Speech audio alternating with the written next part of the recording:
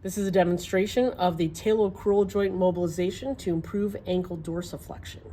So what you want to do is have the patient lie so the foot and ankle are just off the table, stabilize the distal tib fib, and then grasp the foot, the entire foot at the talus. So I'm wrapping my hand, my web space of my hand around the talus of the ankle. And then stabilizing my left hand, I am going to dorsiflex the foot to neutral as much as I can, and then apply an oscillating force down in the posterior direction towards the floor. So notice when I'm doing this mobilization, I'm moving one hand only.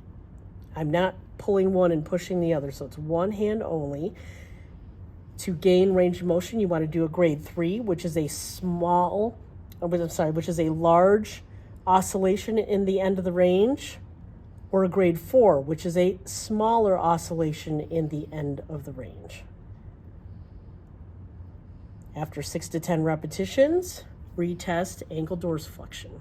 If the person gets a talar pinch on the medial side, chances are that they are dorsiflexing and not everting, in which case you need to perform the subtalar joint eversion mobilization in our other video.